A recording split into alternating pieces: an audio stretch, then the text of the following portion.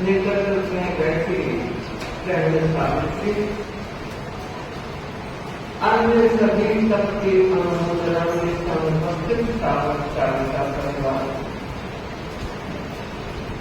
जैन शासन में जैन धर्म में तपस्या को सर्वोपरि महत्व मिला। एक बार गणधर गौतम ने भगवान महावीर से पूछा, भगवान तपस्या के द्वारा व्यक्ति कर्म की निर्जरा करता है क्या? किसी भव के कर्म करते हैं या परलोक में जो कर्मों का संग्रह आत्मा के साथ है उसका भी निर्जरीकरण होता है? आश्चर्य होता है। भगवान महावीर ने कितनी बड़ी बात उत्तराखंड सूत्र में कही है। भाव कोड़ी संचयम कम्मम, भाव कोड़ी संचयम कम्मम तवसा निजय। गौतम, पिछले करोड़ भावों के कर्म तपस्या के द्वारा इस जन्म में नष्ट किए जा सकते। कितनी बड़ी बात मुझे लग रहा है कि सच में यह तप मात्र दो ही अक्षर है, तय और है तप। एक बार आचार्य मनन जी ने आवश्यक सूत्र की टीका में व्याख्या करते हुए लिखा कि ताप यदि अष्ट कर्म तप है, जो 8 प्रकार के कर्म को नष्ट करता है, तपाता है, वो तप है। छोटा शब्द है लेकिन बहुत गहराई ली हुई है, बहुत भव्यता ली हुई है। भगवती सूत्र को जब हम पढ़ते हैं वहां भी तप का बहुत विशाल विवरण मिलता है और भगवान महावीर अपने श्री मुख से फरमा रहे हैं, तवेनम जीवे गोदान। बहुत महत्वपूर्ण बात है कि कर्म निर्जरा का महत्वपूर्ण साधन तप है और जीव तप से कितने कर्मों की निर्जला कर सकता है, सब तपाना पड़ता है। और मुझे लगता है तपाए बिना, तपे बिना कुछ मिलता भी नहीं है। आज आप बहनों ने, भाइयों ने सोना गले में पहन रखा है, हाथ में पहन रखा है। ये सोना पहनने लायक कब बना? जब अग्नि में तपा तो स्वर्णिम लेकर आया और उपयोगी बना। आपने देखा होगा बीज जमीन में बोया जाता है, वो ताप सहन करके ही ऊपर आता है। विद्यार्थियों को देखा होगा मन वचन काया की एकाग्रता साधते हैं, सर्दी गर्मी की परवाह न किए हुए पढ़ते हैं तो विद्या प्राप्त होती है। पूरा व्यापार वर्ग मेरे सामने जश्न दिन गवाह है, धन प्राप्ति के लिए भी करना पड़ता है। सुबह से शाम तक कुर्सी पर बैठकर कितने लोगों से कांटेक्ट करते हो, कितनों को कन्विंस करते हो, मार्ग दिखाते हो, बताते हो और सोचते हो ग्राहक इधर से उधर ना हो जाए और उस संदर्भ में खाने पीने की बात भी भूल जाते हो। तो मुझे लगता है घर गृहस्थ के काम में भी तपना पड़ता है। तो भला यह तो वो साधना है जो जन्म जन्म के पाप को देती है। मनुस्मृति ने मनुष्य ने कहा है तपसा किल विषम बनती। तपस्या पापों को नष्ट कर देती है। और वैदिक ग्रंथ भी कहते हैं, न केवल जैन में ही तप की महिमा है, वैदिक ग्रंथों में आया है तपसा तत् सर्वं लभ्यम। तपस्या के द्वारा सब कुछ पाया जा सकता है। एक जगह हमने पढ़ा, चक्रवर्ती जो 14 रत्नों का मालिक होता है और तीर्थंकर के बाद अगर सर्वोच्च शारीरिक शक्ति संपन्न कोई व्यक्ति तो वह दूसरे नंबर पर चक्रवर्ती ही होता है, और सांसारिक तुलना की दृष्टि से वो पहले नंबर पर। तीर्थंकर भगवान को बहुत ऊंची बात है। सामान्य परिवार में, संसार में जीने वाले व्यक्तियों में चक्रवर्ती पहले नंबर पर, 14 रत्न उसके पास होते हैं। और आपको पता है या नहीं मुझे नहीं मालूम, इतिहास और ग्रंथकार कहते हैं एक एक रत्न के 1,000 देवता सेवा करते। कितने हुए? 14 रत्न, 14,000 देवता निरंतर सेवा में रहते हैं। खुद का इतना बल और इतना देव बल उनके पास। और 14 रत्नों का जब वर्णन करते हैं, एक एक रत्न कितना काम करता है, लेकिन बावजूद इसके मैं बताना यह चाह रही हूं कि चक्री का बल भी तब के बल से नीचा कम है। कैसे? जिस समय चक्रवर्ती पद प्राप्त करने के लिए 6 खंड की विजय करते हैं, और विजय के लिए प्रस्थान करते हैं, तो प्रस्थान से पूर्व वो तेला करते हैं और कहते हैं जब उनका आधा 3 खंड जीत लिए जाते हैं, 3 खंड बाकी है, तब फिर मध्य में तेला करते हैं। तो इससे आप हम समझें कि शक्ति का इतना बल, 14,000 देवताओं का बल, उसके बाद भी उनको भी तेला करना पड़ा। इससे लगता है तेले की तपस्या में कितना बल है, और मुझे लगता है तेले के बाद के तपस्वी और यहां तक पहुंचने वाले तपस्वी को महान आत्म निर्जरा, कर्म निर्जरा करते हैं। और हमारे यहाँ कर्म की निर्जरा के अनेक साधन है। ऐसा नहीं कुछ लोग निराश ना हो जाए कि भाई हम तो तपस्या कर ही नहीं सकते, नहीं कर सकते, तब भी कर्म निर्जरा के अनेक मार्ग हैं, अनेक रास्ते हैं। 12 तप निर्जरा में 6 तो बाह्य है और 6 अभ्यंतर है। ध्यान, स्वाध्याय ये भी तप में आते हैं। और लगता है आज हमारे जैन धर्म में तप का महत्व है, तपस्वियों का महत्व है, लेकिन ध्यान की परंपरा कम हो रही है। जबकि भगवान महावीर ने तपस्या ध्यान के लिए की, सोने कहकर ध्यान किया करते थे, और आज 16 मिनट भी मुश्किल है। फिर कहना चाहूंगी तपस्वी भाई बहनों से भी वे ध्यान की दिशा में प्रस्थान करने का प्रयास करें। आगमों में आया है कि कोई व्यक्ति अगर 2.5 मिनट का ध्यान करता है, कितना?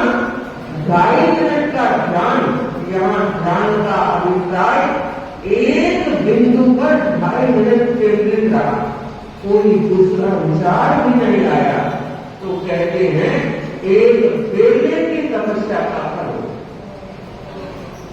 कितनी बड़ी बात है, बहुत बड़ी बात है, मगर दिखने में लगता है 2.5 मिनट करके देखोगे तो पता लगेगा ये मन कितनी पुण्य से भरता है। बंदर की तरह खून फान करता रहता है, कोई टिकता ही नहीं है। तो क्या नहीं दिख रहा है इसलिए छोड़ देंगे? नहीं, पीछे पड़े रहेंगे। ध्यान के क्रम में आगे बढ़ने की मैं आज विशेष प्रेरणा देना चाह रही हूँ, और इसलिए कि ये कर्म निर्जरा का साधन सर्व सुलभ है।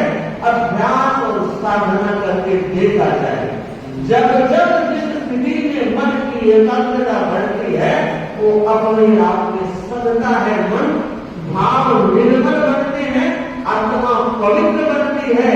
और बंधु बहनों, हमें धर्म क्यों करना है? साधु संतों के प्रवचन में क्यों आना है?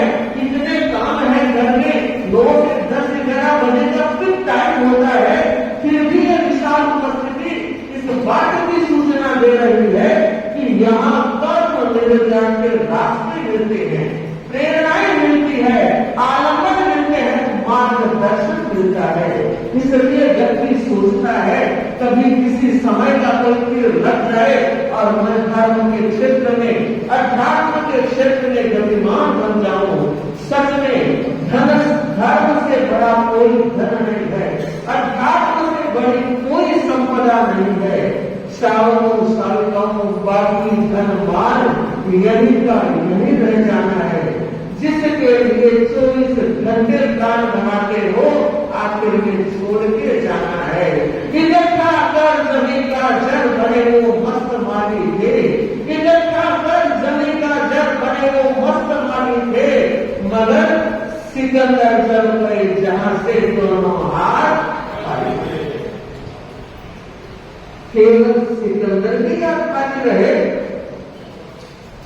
इकट्ठे कर लो चाहे कितने ही हीरे मोती, इकट्ठे कर चाहे कितने ही हीरे मोती, पर याद रखना कफन के जेब नहीं होती, याद रखना कफन के जेब नहीं होती। इसलिए श्रावक और शालिकाओं ये सावन भादवे का समय आत्मा की सृजन का समय है, और इस सृजन में अगर आत्मा के मार्ग को बढ़ाने का प्रयास नहीं किया तो मुझे लगता है यह खून पसीना करके बहा, यह खून पसीना करके बहा, या तान के चक्कर सोता है, ये नाव तो चलती जाएगी तो हंसता रहेगा रोता। समय की नाव कभी रुकी नहीं है, रुकेगी भी नहीं, और हमारी जिंदगी समय के साथ आगे बढ़ रही है। आज का दिन ही नहीं गया, आज का घंटा ही नहीं गया, हमारी जिंदगी का भी एक दिन चला गया है। ये दिन, ये समय लौट कर नहीं आएगा तो हमारी जिंदगी का जाने वाला वक्त भी लौट कर नहीं आएगा। इसलिए मैं प्रेरणा देना चाहूंगी हमारे भाई बहन, यथाशक्य तप के क्षेत्र में गतिमान बनने का प्रयास करें। सावन तो हरा भरा निकल गया है, अब भादवे का नंबर है, और भाद्रव का महीना तो बड़ा महत्वपूर्ण महीना है, और उसमें पर्यूषण तो अग्नेय का समय है, आध्यात्मिक उन्नयन का समय है, आत्मिक उल्लास का समय है। उससे पूर्व सारी तैयारियां करने का यह अनुपम वक्त है। तो मैं यह कामना करूं आप और हम सब ज्ञान, ध्यान, तप, जप, स्वाध्याय, ध्यान, इन सारे उपक्रमों से अपनी आत्मा को हल्का बनाएं, निर्मल बनाएं, पवित्र बनाएं। बहन फूल देवी ने जो मास भ्रमण का तप किया है, सोचकर नहीं किया, चिंतन पूर्वक निर्णय के साथ हुआ। मुझे लगता है आपने कमल का फूल देखा है, गुलाब का फूल देखा है, सूरजमुखी फूल देखा है, मगर मास कमल तप का फूल तो आज देखा। बहुत बड़ी बात है। बहन का मनोबल, जैसा कि भाई सुखराज जी ने बहुत सुंदर कहा, मनोबल भी चाहिए, संकल्प बल भी चाहिए, वृद्धि बल भी चाहिए, और उसके साथ परिवार बल मिल जाता है तो सोने के सुहागे वाली बात होती है। वंदना कुसुम और अशोक ने जो सेवा की है, शरद ने भी बार बार आकर अपना यथाशक्ति सहयोग दिया है, पूरे परिवार का सहयोग है। आज भाई अजीत दर्शन करके आया, मैंने कहा आज कैसे? जैन बोलोने से कि महाराज आज तक की अनुमोदना है, मेरे परिवार के हिस्से में आया। कहां से दूर दूर से परिवार के लोग तक की अनुमोदना में जुड़ते हैं। छापर से भी भाई गणराज जी आए हैं, संतों का पावन सानिध्य छोड़कर आए हैं। दायित्व था कि बहन ने मास भ्रमण किया है, और अगर ऐसा नहीं होता, कि मास भ्रमण नहीं होता, तो हमारे किधर पूरा चातुर्मास में गणराज जी को नहीं देखा। और मैं श्रद्धेय होगा विशुद्ध राज्य के प्रति कृतज्ञता के भाव ज्ञापित कर रही हूँ। स्वास्थ्य के अभी सुना था थोड़ी अनुकूलता कम थी 2 दिन, बावजूद उसके अपने दायित्व निर्वहन में आप कितने सजग हैं, कितने जागरूक हैं। हम सबकी प्रेरणा है। इस तरह से सभी परम या शादी का नाते हैं, आना भी चाहिए, आए हैं और धन्य मुनि तो सयादन का लाभ देने पधारे। मधुर मुनि और धन्य मुनि इनके धन्य मुनि नाते हैं, विदासन घोड़सा परिवार से हैं, तो रात्रि प्रवास किया, मास कमर में सयादन का लाभ दिया। बड़ी बात है कि साधु साधियों का भी अपना दायित्व कर्तव्य होता है। हमने केवल आत्मा के लिए साधना शुरू की है, लेकिन भगवान ने हमें बताया है चिन्नानम और कार्यानम, और उस कर्म को भी हम बराबर जागरूकता के साथ आगे बढ़ाने का प्रयत्न करते हैं। हम करें और हमारा समाज भी भव सागर को करे। मैं सावित्री बहन की भी मंगल कामना कर रही हूँ और मैं यहीं बैठे शासन के साथ रतन जी को वंदना कर रही हूँ।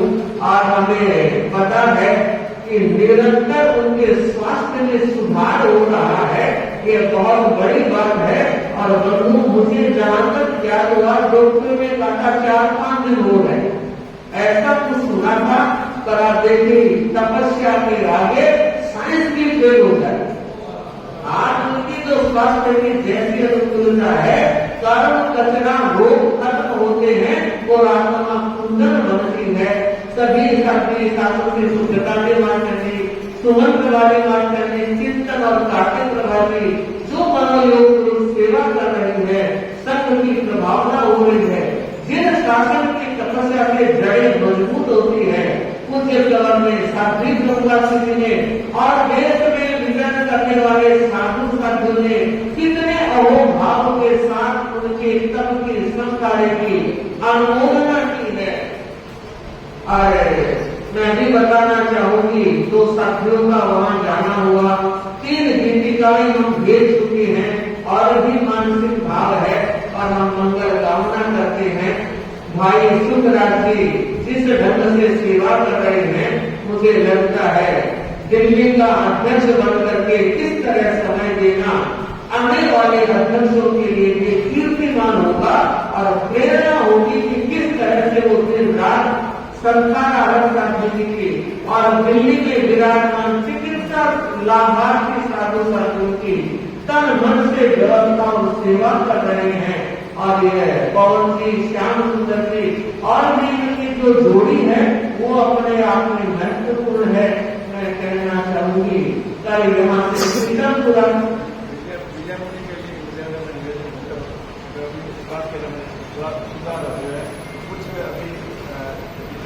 कमजोरी है, थोड़ा टाइम लगता है।